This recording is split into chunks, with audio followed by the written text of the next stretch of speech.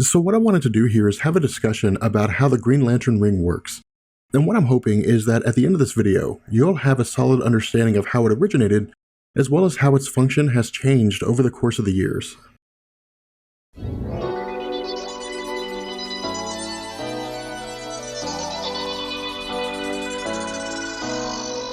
So while there have been various individuals who have found themselves in possession of a Green Lantern ring over the course of DC's continuity, including Kyle Rayner, Guy Gardner, John Stewart, and Hal Jordan, the story of the Green Lantern ring can actually be traced back to All-American Comics issue number 16 in 1940 with the introduction of Alan Scott. As part of DC's Golden Age superhero lineup following the success of Superman, Alan Scott is the original Green Lantern and was created by Mark Nodell alongside Bill Finger. And with Hero still being a primitive concept at the time, the powers of Alan Scott were largely confined to the realm of magic. As the origin was initially presented to us, at some point in the history of China, a meteor crashed on Earth. After breaking open, the metal inside burst into a green flame with a disembodied voice announcing that the fire would reignite 3 times. First to bring death, then to bring life, and finally to bring power. Again, because these were early superhero stories, there's not much here in the way of quality content.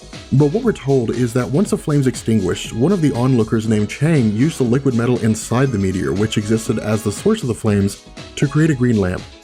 Believing that this would bring down the wrath of the gods, and because Chang was known to have dabbled in books involving sorcery, the rest of the community killed Chang. Erupting into flames, the lamp seemed to kill everyone in the community in turn, stating that the flame of death had been satisfied.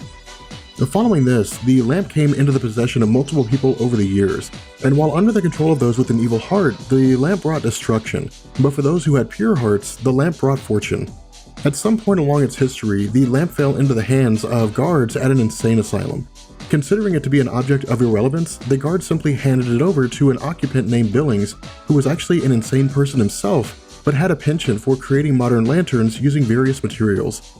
After remodeling the lamp into a more modern design, the flames erupted a second time to restore sanity to Billings. Provided with the opportunity to start over, Billings simply leaves the asylum and the lantern declares that the flames of life have been satisfied. Transitioning to the origin of Alan Scott, we find that the government had chosen to hire Alan's company to construct a bridge rather than his competitor, a company run by a man named Decker. Seeking to take his revenge and discredit Alan, Decker sabotages the bridge, resulting in a train crash. Finding himself to be the sole survivor, Alan comes upon the lantern, and when the flames erupt for a third time, Alan is told that the flame of power will bestow upon him the ability to seek out and destroy evil. Fashioning a ring to harness its power, Alan is told that in order to maintain his abilities, he will need to focus his willpower as well as ensure that the ring makes contact with the lantern once every 24 hours. Following this, Alan Scott seeks out Decker to hold him accountable for his actions and along the way, provides us with a demonstration of his abilities. In addition to the power of flight, Alan Scott can move objects as well as phase through solid matter, and even withstand injury from all forms of metal. And so after defeating several henchmen and handing Decker over to the police force Criminal Acts, Alan Scott adopts the moniker of the Green Lantern.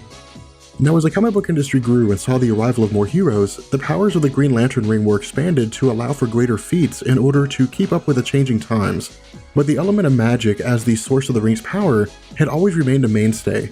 Where All-American Comics issue number 21 would demonstrate the Green Lantern ring's ability to hold a falling vehicle in place, the actual introduction of a hard-light construct, which is to say, a tangible object originating from the ring, didn't actually appear until issue number 24 when Alan Scott uses the light from his ring to physically cut through the nose of an airplane. However, while it is debated as to whether this is a hard-light construct, I would like you to keep this in the back of your head, because this will be the foundation for the power set as is provided in future stories. Now, as we discussed in previous videos, the close of World War II saw the cancellation of several comic book publications, one of which was the Green Lantern. However, where the 1950s and 1960s saw a re-emergence of heroes in pop culture, DC took the opportunity to return the Green Lantern to their superhero landscape. Removing Alan Scott and all previously existing continuity regarding the function of the Lantern Ring, DC instead chose to introduce Hal Jordan in place of Alan Scott and modify the basis for the Lantern Ring's power with technology rather than magic. As is explained to us, the source of power for the Green Lantern ring is the Central Battery Core. Constructed by the Guardians of the Universe as the basis for the Green Lantern Corps operating as a police force, the Central Battery Core collects the willpower of all sentient beings in the universe. By harnessing their own will, the members of the Green Lantern Corps can amplify this power and in turn, achieve incredible feats using their imagination. Now, in the early stories of Hal Jordan as a new Green Lantern, these demonstrations included many of the feats seen in Alan Scott's comics, including flight and the requirement of Hal Jordan to recharge his ring, but these stories also included the ability of Hal Jordan to create giant fists, boxes, or objects that were composed of hard light and could be used to entrap criminals or shield himself from attacks. In addition to this, the inherent weakness of the Green Lantern ring's power was the color yellow. Now, in these early stories, the explanation offered by DC was that the Green Lantern rings had no effect on the color yellow, and by extension, allowed for the introduction of Sinestro and his Yellow Lantern ring. And so while this remained the accepted standard for a large majority of DC's publication history, with the Green Lantern Rebirth event in 2005, Geoff Johns completely retooled the Green Lantern mythology.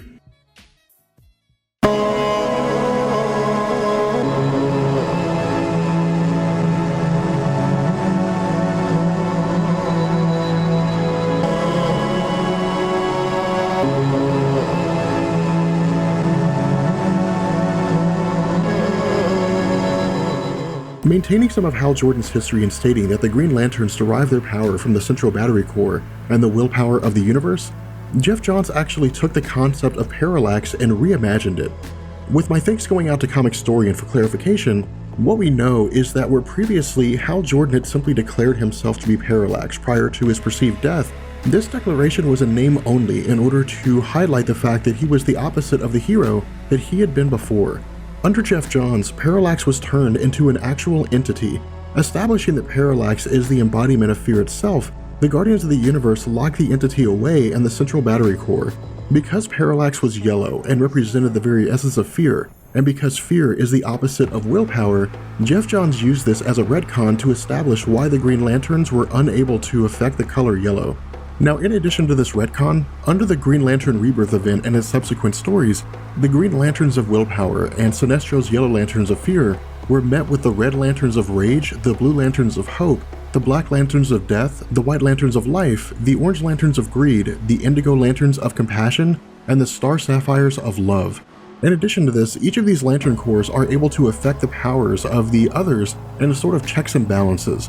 Where the Yellow Lantern Ring of Fear requires a Green Lantern wielder to succumb to their own fear in order to be affected, the Blue, Indigo, and Red Lantern rings affect the Green Lantern ring in a similar fashion. The Blue Lantern Ring of Hope boosts the abilities of a Green Lantern ring, and in turn, the Green Lantern ring actually allows the Blue Lantern ring to work to its full potential, and so, in effect, they're basically feeding off of one another. The Indigo Lantern Ring of Compassion has the ability to copy the powers of other Lantern rings, and by extension, their powers can be absorbed by the Green Lanterns. Now, while the Indigo and the Blue Lantern rings can impact the Green Lantern ring for good, the Red Lantern ring impacts for evil. As the Ring of Rage, the Red Lantern ring has actually seen a bit of an adjustment since its initial introduction. Originally, the Red Lantern ring was able to corrupt and depower a Green Lantern ring, regardless of the circumstance. But in order to ensure that checks and balances remained, Geoff Johns effectively established that, like the relationship between Yellow Lanterns and Fear, the Red Lantern rings can only impact a Green Lantern ring if the Green Lantern gives in to their rage. With that being said, we're going to bring this video to an end. I hope it made sense to you guys. If it did, let me know, and I will catch you guys later. Peace.